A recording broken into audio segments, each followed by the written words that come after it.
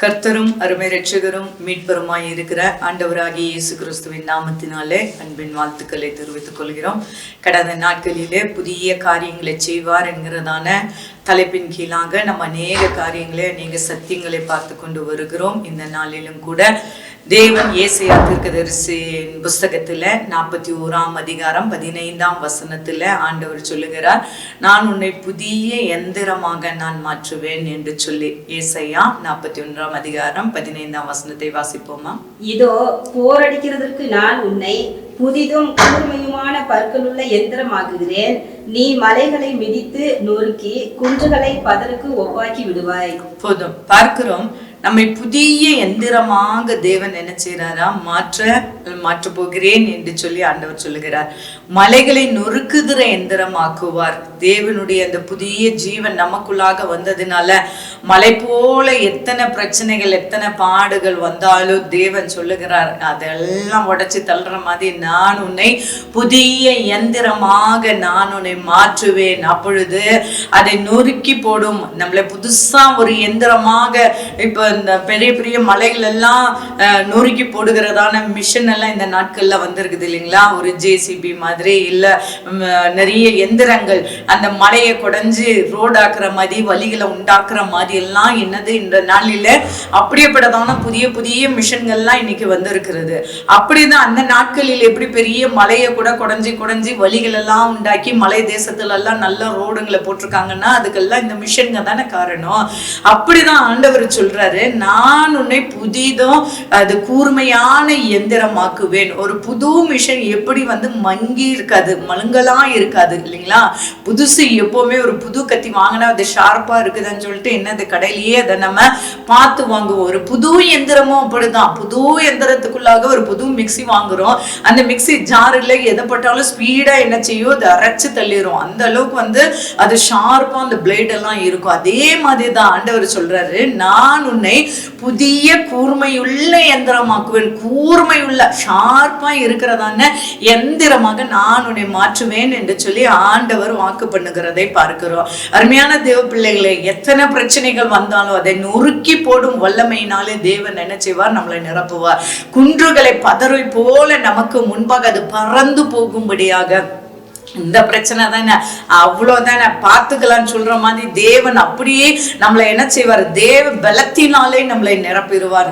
அநேக சமயத்துல நம்ம பக்குவப்படாத நாட்களில எல்லாம் ஒரு பிரச்சனைன்னு வரும்போது அதையே நினைச்சு கவலைப்பட்டு அந்த பிரச்சனை போய் நமக்கு பிரச்சனையா மாறிடும். சரீர பலவீனப்பட்டு போயிடும். ஆத்மாவில பலன் இல்லாம அழுது என்ன செய்வோம்? நம்ம அந்த பிரச்சனையே நினைச்சு சாப்பிட முடியாம துக்கமாவே இருக்கும். ஆனா இப்போ அப்படி இல்லை. தேவ சமூகத்துல கர்த்தர் மீது உன் பாரத்தை வைத்து விட, அவர் உன்னை ஆதரிப்பார்னு சொல்லி இருக்கிறாரு. அவருடைய வசனத்தை சொல்லிட்டே நம்ம எல்லாம் என்ன செஞ்சிட்டோம்? ஓடிக்கொண்டே இருக்கிறோம். அருமையான தேவ பிள்ளைகளை, அப்படிதான் இந்த நாட்களிலும் ஒருவேளை பழைய வருடத்துல, பழைய மாதத்துல, பழைய நாட்களில துக்கமா இருந்திருக்கலாம். அந்த பிரச்சனை எல்லாம் அப்படி மழை போல இருக்கிறத நான் என்ன செய்ய போகிறேன்? என் பிள்ளைகளுடைய காரியங்களுக்கு நான் என்ன செய்ய போகிறேன்? என்னுடைய கணவனுடைய காரியங்கள் இப்படி இருக்கிறதே, என் குடும்ப சூழ்நிலையில இப்படி இருக்கிறதே என்று சொல்லி மழை போல பிரச்சனை இருக்கிறதே, இதெல்லாம் எப்போ மாற போகிறது? எப்படி மாற போகிறது? நான் எப்போ மத்தவங்களை போல நானும் எப்போ சந்தோஷமா இருக்க போகிறேன்னு சொல்லி எல்லாம் அநேக சமயத்துல நம்ம துக்கமுகமா இருந்திருக்கலாம். அருமையான தேவ பிள்ளைகளை, ஆண்டவர் சொல்லுகிறார், எல்லா பிரச்சனைகளுக்கும் ஒரு முடிவை உண்டாக்க அவர் போதுமானவராய் இருக்கிறார். எல்லா பிரச்சனைகளும் மாற தேவனால மாற்ற அவர்னால முடியும் இல்லையா? அது பார்க்கிறதுக்கு மலை போல இருக்கலாம், பார்க்கிறதுக்கு ஒரு பெரிய பர்வதத்தை போல இருக்கலாம், பார்க்கிறதுக்கு பெரிய பிரச்சனை தான். ஐயோ, இவ்வளோ பெரிய பிரச்சனையை இந்த அம்மா இப்படித்தான் தாங்கிட்டு இருக்காங்களோன்ட்டு மத்தவங்க சொல்லலாம் இல்லையா? ஆனா அதை தாங்கிறதுக்கு தேவன் என்ன செய்திருக்கிறார்? பலனை கொடுத்திருக்கிறார்.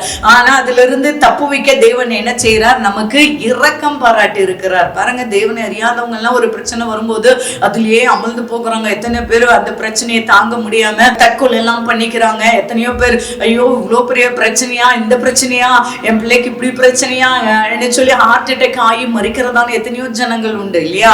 ஆனா நமக்கு தேவன் புதிய இருதயத்தை கொடுத்திருக்கிறார். புதிய ஷார்ப்பா ஷார்ப்பான அந்த எந்திரமாக, கூர்மையுள்ள புதிய எந்திரமாக தேவன் மாற்றி இருக்கிறபடினால என்ன பிரச்சனை வந்தாலும் அது தூசு போல என்ன செய்யறோம், ஊதி தள்ளிட்டு போயிட்டே இருக்கிறோம். அப்படி தேவன் நமக்கு என்ன செய்யறாரா, புதிய எந்திரமாக வாழ்க்கையில நான் உன்னை புதிய எந்திரமாக, கூர்மையுள்ள புதிய எந்திரமாக, அப்போ மலை போல தீராத காரியம் வந்தாலும் அதை தீர்க்கும்படியாக தேவன் என்ன செய்யறாரா, புதிய காரியத்தை நம்முடைய வாழ்க்கையில புதிய எந்திரத்தை புது பலத்தை கொடுத்து அவர் நடத்த அவர் நமக்கு போதுமானவராக இருக்கிறார். இப்படி நம்ம அநேக சமயத்துல இவ்வளவு பெரிய மலை போல பிரச்சனை இருக்கிறதை எப்படி தீரும்னு சொல்லி எல்லாம் நினைக்கலாம். ஆனா தேவனுடைய பார்வையில இந்த பிரச்சனை எல்லாம் ஒரு பெரிய மேட்டரே கிடையாது. தேவன் அதெல்லாம் எல்லாவற்றையும் நீக்கி போட அவர் போதுமானவராக இருக்கிறார். வேதத்துல அப்படிதான் மலை போல ஒரு மனுஷன் பாருங்க, கோலியாத் என்று சொல்லி கோலியாத் தாவீதை பத்தி நம்ம வாசிக்கிறோம். 1 சாமுவேலின் புஸ்தகம் 17ஆம் அதிகாரத்துல பாத்தீங்கன்னா அங்க கோலியாத் ஒரு பெரிய ஒரு மாம்ச மலை. அந்த மலை டெய்லி என்ன செய்யும், அந்த மாம்ச மலை டெய்லியுமே அந்த காத்து ஊரனாகி இவன் எப்படி இருப்பான்னா 6 முழமும் 1 ஜான் உயரம் உள்ளதான ஒரு மனுஷன். 6 முழம் பாருங்க, அப்படி ஒரு ராட்சத பிறவியாய் காணப்பட்டதான இந்த கோலியாத்து. கோலியாத்து என்றாலே மொட்டை அடிப்பவன் என்கிறதான அர்த்தமா. ஒண்ணு மொட்டை அடிப்பவன், 2வது கைதியை போல உரியப்பட்டவன் என்று சொல்லி அர்த்தம். கைதிக்கு எப்படி ஒரு கைதியாய் கொண்டு போகிறதான ஒரு மனுஷனுடைய பாக்கெட்ல அவன் போட்டிருக்கிறதான ட்ரெஸ்ல ஒரு பர்ஸோ போனோ ஏடிஎம் கார்டுகளோ எதுவுமே வைக்க முடியாது. எல்லாமே என்ன செஞ்சிருவாங்க, அந்த அதிகாரிகள் எடுத்து வச்சிருவாங்க இல்லைங்களா. அப்போ அவன் போட்டிருக்கிற ட்ரெஸ்ஸோட உள்ள போனா வேற ஒரு ட்ரெஸ்ஸை தான் கொடுப்பாங்க. அப்படிதான் அந்த கைதி நடத்தப்படுவாங்க. பாருங்க, இவனுடைய பேருக்கு அர்த்தம் என்ன, கைதியை போல உரியப்பட்டவனா. 2வது மொட்டை அடிப்பவன், இருக்கிறத எல்லாத்தையும் மொட்டை அடிச்சுட்டு அவன் என்ன செய்வான், எல்லாத்தையும் எடுத்துட்டு போறவன். இது நாள் வரைக்கும் அவன் அப்படித்தான் வாழ்ந்திருப்பான். ஏன்னா அந்த உருவத்தை பார்த்தாலே எல்லாருக்கும் என்னது, அப்படி ஒரு பயமா இருக்கும். அவ்வளவு ஒரு ஐட்டும் வெயிட்டுமா இருந்ததான அந்த கோலியாத்து டெய்லி என்ன செய்வானா, 40 நாளும் அந்த ஏலா பள்ளத்தாக்கில நின்று டெய்லியும் இஸ்ரவேலினுடைய அந்த சேனையை பார்த்து நிந்திப்பானா. இப்ப நம்மளெல்லாம் ஒரு சண்டை வந்துச்சுன்னா கேட்பாங்க இல்லைங்களா, ஆம்பளைங்கள நீ எல்லாம் ஒரு ஆம்பளையா, உங்க வீட்டுல யாரும் ஆம்பளைங்க இல்லையா, சண்டைக்கு வாங்கன்னு சொல்லிட்டு எப்படி இந்த ரவுடிங்க எல்லாம் கேட்பாங்கல்ல, அந்த மாதிரி அந்த என்ன செய்வானா, கோலியாத்து டெய்லி வருவான். அவன் காத்து ஊரானாய் இருந்தான்.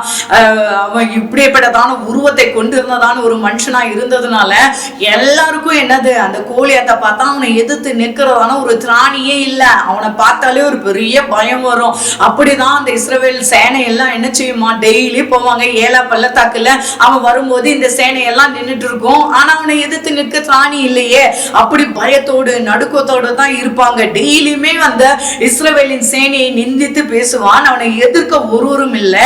ஏன் சவுல் ராஜா கூட என்ன செய்யல, ராஜா தான். ராஜான்னு சொன்னாலே எவ்வளவு ஒரு கிருபைகள் இருக்கும், எவ்வளவு திராணிகள் இருக்கும்.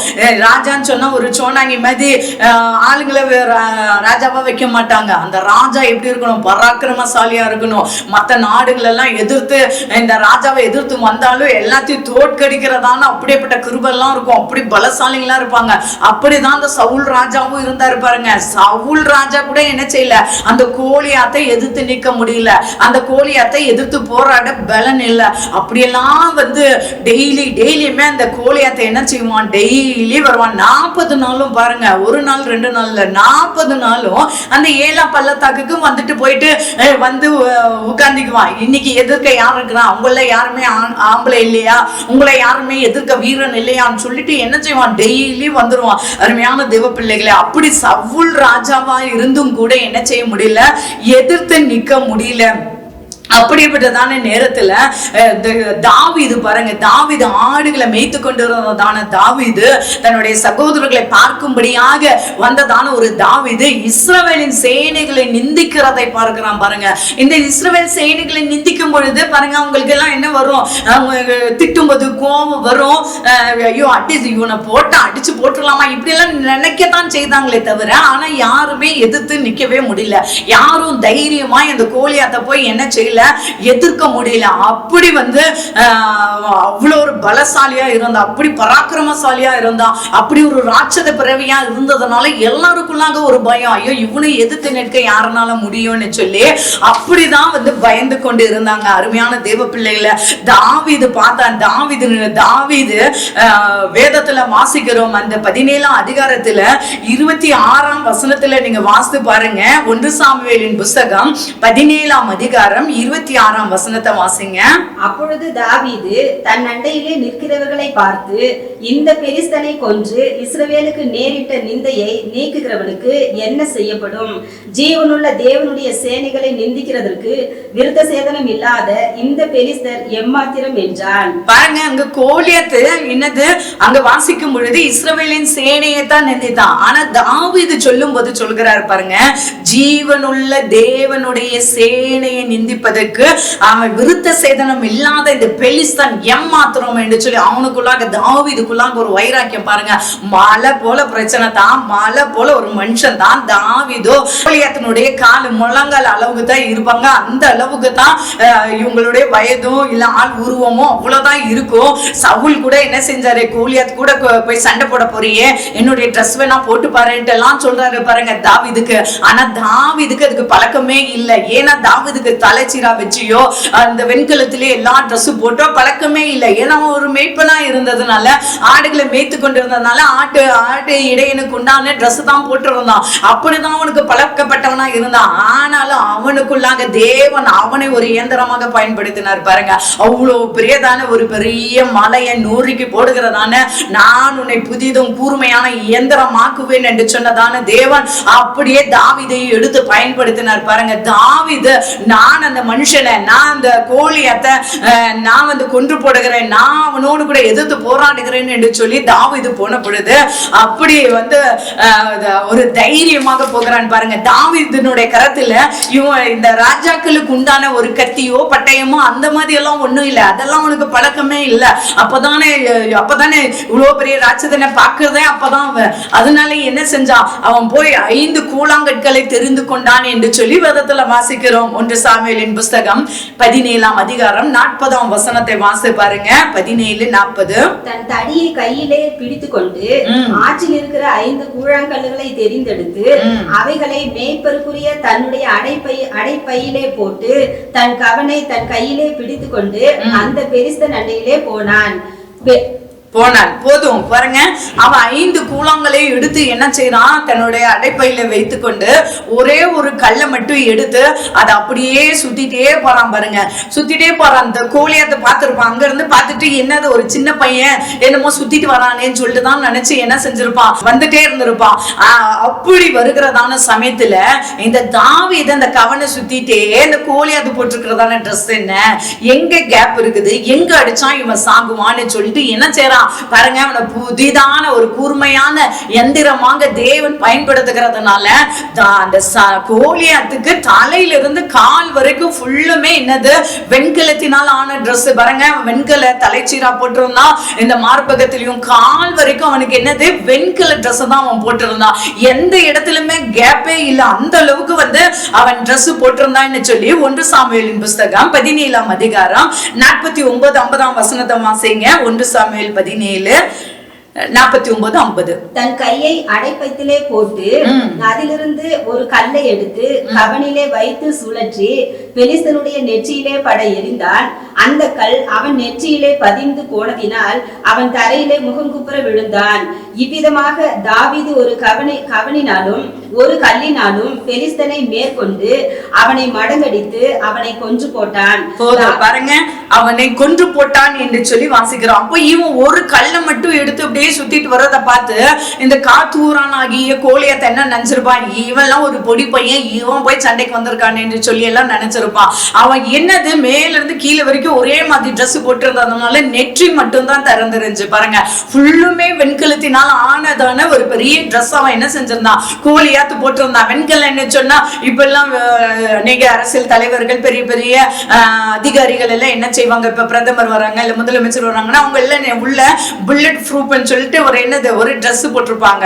அந்த ட்ரெஸ்ல ஒரு கன் எடுத்து சுட்டாலும் அந்த குண்டு என்னது தெரிச்சு போயிடும். ஒரு கத்தி எடுத்து குத்துனா போனா கத்தி தான் முக்கையாகும். அந்த அளவுக்கு அவங்க அந்த புல்லட் ப்ரூஃப் போட்டிருப்பாங்க. அதே மாதிரிதான் அவனும் அந்த கோலியாத்து போட்டிருந்ததான ட்ரெஸ்ஸை பாத்தீங்கன்னா அதுல எந்த ஒரு கத்தி பட்டாலும் அடிபடாது, என்ன பண்ணாலும் அடிபடாது. அந்த அளவுக்கு அந்த வெண்கலம்னு சொன்னாலே உறுதியானது என்று சொல்லி அர்த்தம். அவ்வளோ உறுதியான ஒரு ட்ரெஸ், ஒரு புல்லட் ப்ரூஃப போட்டு இருந்ததாங்க நம்ம வேதத்துல வாசிக்கிறோம். அப்படி இருக்கும் பொழுது இந்த தாவீது பார்க்கிற தாவீது அந்த கவன்கள் அப்படியே வச்சு சுத்திட்டே இவனை எங்க அடிக்க முடியாது, ஏன்னா முழுவதும் வெண்கலத்தினால உண்டான ஒரு ஆடை போட்டிருக்கிறான். ஆனா நெற்றி மட்டும்தான் திறந்து இருக்கிறதை பார்க்கிறோம். நெற்றி மட்டும்தான் காலியா இருக்குது. அங்க மட்டும்தான் உன்னுடைய சரீரம் அந்த நெற்றி தெரியுது. மத்த இடம் எல்லாமே அந்த வெண்கலத்தினால மூடி இருந்ததை பார்த்து அந்த கல்லினால அப்படியே சுற்றி அந்த கோலியாத்தை நேரா பார்த்து அடிச்சான் பாருங்க.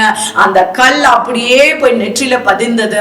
நெற்றில அப்படியே பதிந்த உடனே பின்னாக ஒழுக வேண்டியதான கோலியாத்தை அப்படியே முன்னாக முகம் குப்புற தேவ பிள்ளைக்கு முன்னால போய் முகம் குப்புறதான் விழுந்தான். அருமையான தேவ பிள்ளைகளே, நம்மையும் அப்படி பயமுறுத்துகிறதான காரியங்கள் இருக்கிறதா? கோலியாத்தை போல நம்மளை டெய்லி பயமுறுத்துகிற காரியம், டெய்லி பிளாக்மெயில் பண்ற காரியம், டெய்லி நீ இந்த காரியத்தை செய்யணும்னு சொல்லி இல்ல செய்யாம இருந்தேன்னா நான் உன் வீட்டுல சொல்லிடுவேன்னு சொல்லி இந்த கோலியாத்தை போல பிளாக்மெயில் பண்ணுகிற காரியம், பயமுறுத்துகிற காரியங்கள் நம்மளுடைய வாழ்க்கையில இருக்கும்னு சொன்னா அது உனக்கு முன்பாக முகம் குப்புற விழும்படியாக தேவன் என்ன செய்வார்? நமக்கு அனுக்கிரகம் பண்ணுவார். அது நமக்கு முன்னால நம்ம அப்படியேப்பட்டதான ஒரு அபிஷேகம் நம்மளுக்குள்ளாக இருக்கிறதுனால இந்த கோலியாத்து போன்ற பிரச்சனை எல்லாம் நமக்கு முன்னால முகம் குப்புறதாங்க விழும். தாவீது பாருங்க, ஒரே ஒரு கல்லினால அவ்வளவு பெரிய மாமிச மலை தான். ஆண்டவர் சொன்னாரு, நீ அதெல்லாம் நொறுக்கி அந்த மலைகள் எல்லாம் நொறுக்கி குன்றுகள் எல்லாம் பதருக்கு ஒப்பிடுவாயின்னு சொல்லி வாசித்தோம் இல்லையா? அப்படி தேவன் என்ன செய்வார்? அப்படிப்பட்டதான ஒரு அபிஷேகத்தை கொடுத்திருக்கிறதுனால தாவீது என்ன செஞ்சா? அவன் கையில பட்டயமோ அதெல்லாம் ஒண்ணுமே இல்ல. அந்த கவன் கல்லு அவன் நெற்றியில பட்டு அவன் முகம் குப்புற விழுந்தோடனே அவன் என்ன செய்தான்? ஓடி போய் அவன் மேலேயே நின்று, அந்த கோலியத்து மேலேயே நின்று, அந்த பிரச்சனை மேலேயே நின்று, உன்னால முடியாதுன்னு சொன்ன அந்த காரியத்தின் மேலே நின்று, உன்னை டெய்லி பயமுறுத்துகிற அந்த காரியத்தின் மேலே நின்று தாவீது அந்த கோலியாத்தினுடைய பட்டயத்தை எடுத்தே அந்த கோலியாத்தினுடைய தலையை வெட்டினான். அருமையான தேவ பிள்ளைகளை, நம்முடைய வாழ்க்கையில் ஒவ்வொரு நாளும் பயமுறுத்துகிறதான காரியங்கள் எதுவா இருந்தாலும் சரி, டெய்லி உன்னை தொந்தரவு படுத்துகிறதான காரியங்கள் எதுவா இருந்தாலும் சரி, தாவீதை போல அந்த பிரச்சனை மேலேயே நின்று வெட்டி போடும்படியாக, அந்த குழப்பத்தின் மேலேயே நின்று அந்த எல்லாவற்றையும் சரி செய்யும்படியாக தேவன் நமக்கு என்ன செய்வார்? அவர் கிருபை தர போதுமானவராய் இருக்கிறார். பிரியமான தேவ பிள்ளைகளை, உங்களுடைய வாழ்க்கையிலும் இப்படி கோலியாத்தை போல மலை போல பிரச்சனைன்னு சொல்லி நினைக்கிறீங்களா? தேவன் எல்லாம் வச்சு பனியை போல, ஐயோ இந்த பிரச்சனை எல்லாம் எப்படி முடிஞ்சனே தெரியலையே, இந்த பண பிரச்சனை எல்லாம் எப்படி முடிஞ்சனே தெரியலையே, இவ்வளோ நெருக்கப்பட்டு இருந்தோமே, இதெல்லாம் எப்படி முடிஞ்சனே தெரியலையேன்னு சொல்லி ஆச்சரியப்படுற அளவுக்கு தேவன் என்ன செய்வார்? நம்முடைய வாழ்க்கையை மாற்ற அவர் போதுமானவராய் இருக்கிறார். நம்ம ஒப்பு கொடுத்தோம்னா தேவ சமூகத்துல நம்மளே, ஆண்டவரே என்னால முடியல, ஆண்டவரே இந்த பிரச்சனையிலிருந்து நான் வெளியில வரணும்னு சொல்லி நீங்க சொல்லும் பொழுது தேவன் என்ன செய்யறார்? அந்த பிரச்சனையிலிருந்து நம்மளை என்ன செய்யறார்? வெளியில கொண்டு வருகிறார். எப்படி ஒரு பெரிய மலையை கொடைஞ்சு எடுக்கிற ஒரு ஜேசிபியை போல, ஒரு பொக்லைன் எந்திரத்தை போல, அதெல்லாம் எப்படி சீக்கிரமா எவ்வளவு பெரிய பாறையா இருந்தாலும் சரி, அது என்னது மண்டையில ஒரு நாள் போட்டு அப்படியே பாறைகள் எல்லாம் உருட்டி தனித்தனியா கல்லாம் எடுத்துட்டு வந்துரும் இல்லையா? நம்மளுடைய வாழ்க்கையில அப்படிதான். எவ்வளவு பெரிய பிரச்சனையா, ஒருவேளை மலை போல பிரச்சனையா இருக்கட்டுமே, ஆனாலும் தேவன் உன்னை புதிய கூர்மையான யந்திரமாக்குவேன் என்று சொன்னதான தேவன் நம்மோடு கூட இருக்கிறார். நாம தேவ சமூகத்துல சொல்லிட்டே இருக்கணும், ஆண்டவரே இந்த பிரச்சனையில இருந்து எனக்கு விடுதலை வேணும், இந்த காரியம் இப்படியா இருக்கிறது, நம்ம வீட்டுல நம்முடைய குடும்பத்தை நபர்கள் இடத்துல ஒரு காரியத்தை எப்படி சொல்லிக்கொண்டே பேசிக்கொண்டே இருப்போமோ அதே மாதிரிதான் தேவனும் குடும்பத்துல ஒருத்தர் நம்மளுக்கு என்ன காரியமா இருந்தாலும் முதல்ல என்ன செய்யணும்? அவர்கிட்ட தெரிவிச்சிடணும், அவர்கிட்ட சொல்லி பழகிடணும். அப்படி சொல்லும் பொழுது தேவன் நிச்சயமாக புதிய வழிவாசலை உண்டாக்குவார். நிச்சயமாக அந்த பிரச்சனையிலிருந்து, அந்த பாடுகள் இருந்து, அந்த கண்ணீரில் இருந்து, அந்த வேதனையில இருந்து, உன்னை பயமுறுத்துகிற அந்த காரியத்தில் இருந்தெல்லாம் தேவன் என்ன செய்வார்? நம்மளை வெளியில கொண்டு வர போதுமானவராய் இருக்கிறார். சகரியா தீர்க்கதரிசன புஸ்தகம் 4ஆம் அதிகாரம் 7ஆம் வசனத்தை வாசிப்போம். முதலாவது சகரியா 4:7. பெரிய பர்வதமே நீ எம்மாத்திரம், செருபாபேலுக்கு முன்பாக நீ சமபூமி ஆவாய், தலைக்கல்லை அவன் கொண்டு வருவான், அதற்கு கிருபை உண்டாவதாக என்று ஆர்ப்பரிப்பார்கள் என்றார். பாருங்க, பெரிய பர்வதமே, பெரிய மலை போல பிரச்சனையே செருபாபேல் நம்ம பேரையும் அங்க போட்டுக்குவோம், நம்ம பேரை போட்டு எனக்கு முன்னால நீ ஏமாத்துறோம் இல்லையா?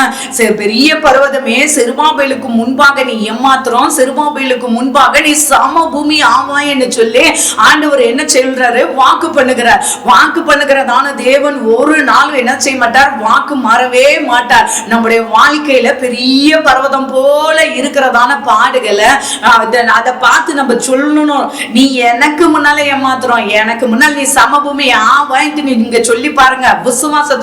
விசுவாச அறிக்கை இட்டு பாருங்க. நிச்சயமாகவே தேவன் என்ன செய்வார்? செருபாபேலாகிய தேவ மனுஷனுக்கு முன்னால, ஒரு தேவ பிள்ளைக்கு முன்னால, ஒரு அபிஷேகம் பண்ணப்பட்ட தேவ பிள்ளைக்கு முன்னால இந்த பிரச்சனை எல்லாம் எம்மாத்திரம் என்று சொல்லிதான் அங்க வேதத்துல அங்க சொல்லுகிறதை பார்க்கிறோம். எம்மாத்திரம், இது நம்மளுடைய பலத்தினாலே முடியாதுங்க, இந்த பிரச்சனைகள்லாம் தீர்க்க நம்மனால முடியாது, ஆனால் தேவனாலே முடியும். வேதத்துல வாசிக்கிறோம், தேவனாலே எல்லாமே கூடும் என்று சொல்லி வேதத்துல வாசிக்கிறோம். அதே சகரியா 4:6 வாசித்து பாருங்க.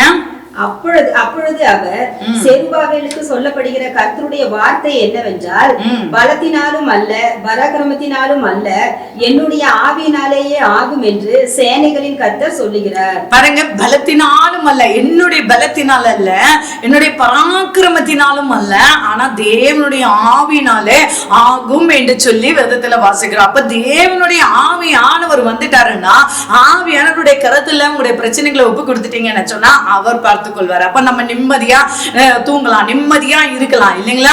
அப்போ மத்தேயு 11:28 என்ன வாசிக்கிறோம்? வருத்தப்பட்டு பாரம் சுமக்கிறவர்கள் எல்லோரும் என்னிடத்தில் வாருங்கள், நான் உங்களுக்கு இளைப்பாறுதல் தருவேன் என்று சொன்னதான தேவன். நம்முடைய வருத்தங்கள் எது வேணாலும் இருக்கலாம். ஒருவேளை மரணம் கூட, வீட்டுல இருக்கிறவங்களுக்கு மரணம் வந்து, ஐயோ தனிமையில நான் இருக்கிறேனே, என்னால ஜமாளிக்க முடியலையே, என்னுடைய குடும்ப கஷ்டப்படுது, என்னுடைய கணவனை இழந்து மனைவி இப்படியே யோசிக்கலாம், என் பிள்ளைகளை நீ எப்படி கரை சேர்த்த போற, எப்படி என் பிள்ளைகளை படிக்க வைக்க போறேன், எப்படி எங்களுடைய பிள்ளைகளுடைய எதிர்காலம்னு சொல்லி எல்லாம் கூட ஒருவேளை தனிமையில நீங்க கஷ்டப்படுறவங்களா இருக்கலாம். ஆனா ஆண்டவர் சொல்றாரு, உன்னுடைய பலத்துல ஒண்ணும் இல்லம்மா, உன்னுடைய பராக்கிரம அந்த சரீர பலத்துல ஒண்ணும் இல்ல, அந்த பராக்கிரமத்தினாலும் ஒண்ணும் இல்ல, ஆனா என் தேவனால எல்லாமே ஆகும், ஆவியானவரனால எல்லாமே ஆகும். பலத்தினாலும் அல்ல பராக்கிரமத்தினாலும் அல்ல, தேவனுடைய ஆவியினால எல்லாமே ஆகும் என்று சொல்லி வாக்கு பண்ணினதான தேவன் இன்றைக்கும் ஜீவிக்கிறார். இன்றைக்கும் உங்களுடைய பிரச்சனைகளை அவரிடத்துல சொல்லும் பொழுது அவர் நிச்சயமாக எப்படி மலைகள் எல்லாவற்றையும், மலைகளையும் குன்றுகளையும் எல்லாவற்றையும் பதருக்கு ஒப்பிடும்படியாக தேவன் உன்னை புதிதும் கூர்மையான எந்திரமாக மாற்றி இருக்கிறாரோ, இந்த நாளிலும் அவர் அப்படியே மாற்ற வல்லமை உள்ளவராய் இருக்கிறார். இந்த நாளிலும் நீங்க ஒப்பு கொடுத்தீங்கன்னு சொன்னா நம்மளை அப்படியே மாற்ற போதுமானவராய் இருக்கிறார். பிரியமான தேவ பிள்ளைகளே, இந்த காரியத்துக்காக இந்த நாளிலும் கூட அப்படியேப்பட்டதான ஜனங்களுக்காக நம்ம ஜெபம் பண்ணுவோமா? இன்னைக்கும் பயமுறுத்தி கொண்டு பிளாக்மெயில் பண்ணிட்டு எத்தனை வாலிப பிள்ளைங்க பிளாக்மெயில்ல போய் மாட்டிக்கிட்டு முழிச்சிட்டு இருக்கிறாங்களோ தெரியல, எத்தனை பேர் பயமுறுத்தி கொண்டு இருக்கிறாங்களோ தெரியல இல்லையா? எத்தனை பேர் பாவத்துக்கு அடிமையாய் கொண்டு இருக்கிறாங்களோ தெரியல. ஆனால் நீங்களும் நானும் ஜெபிக்கும் பொழுது கர்த்தர் நிச்சயமாக ஜெபத்தை கேட்டு இப்படியாப்பட்ட ஜனங்களை தேவன் ஒரு கோலியாத்தை தாவீதை கொண்டு எப்படி விடுதலை ஆக்குனாரோ, தாவீது சின்ன தாவீது தான், ஆனா அந்த வாலிபனை கொண்டு எப்படி பெரிய கோலியாத்தை சாகடிக்க முடியாங்க, அவனை வெட்டி போடும்படியாக, அவனை மேற்கொள்ளும்படியாக தாவீதுக்கு எப்படி பலனை கொடுத்தாரோ அப்படி நமக்கும் பலன் தருவார். எல்லாரும் கண்களை மூடி ஜெபிக்கலாமா? பரிசுத்தத்தில் மகத்துவம் உள்ளவரே, நன்றியோடு மசோத்தரிக்கிறோம் ஆண்டவரே. அப்பா, அந்த ஜெப நேரத்துல ஆண்டவரே சோத்திரம், அந்த வார்த்தைகளை கேட்டுக்கொண்டு இருக்கிறோம் பிள்ளைகளை நம்முடைய கரத்தில் அர்ப்பணித்து ஜெபிக்கிறோம். ஆவியானவரே, அந்த வார்த்தைகள் அவர்களுக்குள்ளாக போய் கிரியை நடப்பிக்கட்டும். என்னுடைய மலை போல இருக்கிறதான பிரச்சனை பனி போல இந்த நாளிலே மாறட்டும் ஆண்டவரே. எந்த பிரச்சனையுமே தீர்க்க முடியாத பிரச்சனைட்டு ஒண்ணும் இல்லை. என் தேவனுக்கு முன்னால தீர்க்க முடியாத பிரச்சனையே இல்லை. என் தேவனால சுகமாக்க முடியாத வியாதியே இல்லை. என் தேவனால எல்லாமே கூடும்னு சொல்லி நாங்க நம்புறோம்ப்பா, நம்புறோம் ஆண்டவரே, நம்புறோம் ஆண்டவரே.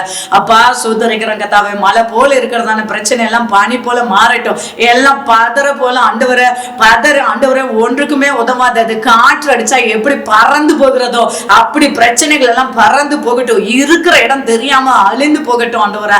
அப்படி ஆண்டவரே சோத்திரம், நீர் நடப்பிக்கிற தயவுக்காய் நன்றி. கர்த்தருடைய ஆவியானவர் அப்பா சோத்திரிக்கிறங்க தாவே, இந்த ஜெப நேரத்துல ஒப்பு கொடுக்கிற யாவர் மீது தேவனுடைய கரத்தை வைப்பீராங்க. நீர் ஆசீர்வதிக்கிற தயவுக்காய் நன்றி. உம்முடைய கரத்தில் அர்ப்பணிக்கிறோம். இயேசு நாமத்தினால் ஜெபிக்கிறோம் பிதாவே, ஆமென். கர்த்தர் தாமே உங்களை ஆசீர்வதிப்பாராக. God bless you.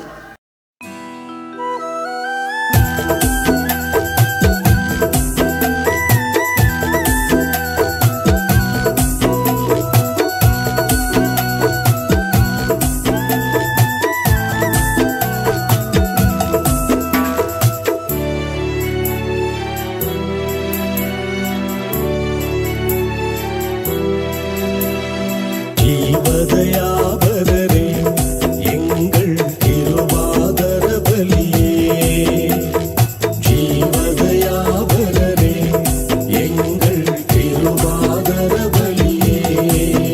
உம்மை துதித்திடுவோம், உம்மை புகழ்ந்திடுவோம், உம்மை ஆராதிப்போம். உம்மை துதித்திடுவோம், உம்மை புகழ்ந்திடுவோம், உம்மை ஆராதிப்போம்.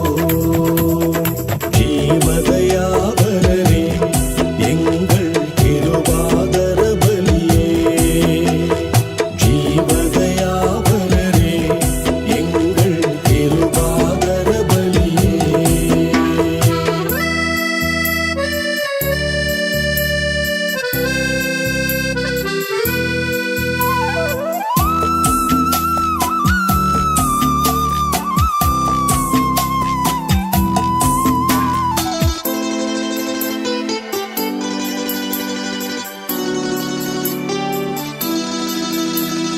கல்லையும் மண்ணையும் வைத்து கச்சிலைகளை தெய்வமாக்கி, சித்திரக்கலை வண்ணத்தினாலே படைத்தவரை துக்கப்படுத்தி. கல்லையும் மண்ணையும் வைத்து கச்சிலைகளை தெய்வமாக்கி, சித்திரக்கலை வண்ணத்தினாலே படைத்தவரை துக்கப்படுத்தி. உம் மகிமையை இழந்தார்கள், உம் இரக்கத்தை மறந்தார்கள். உம் மகிமையை இழந்தார்கள், உம் இரக்கத்தை மறந்தார்கள். நாங்களோ உங்களை மகிமைப்படுத்திடுவோம்.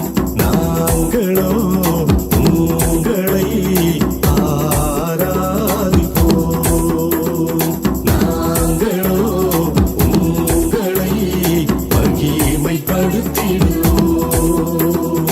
நாங்களோ உங்களை ஆராதிப்போம்.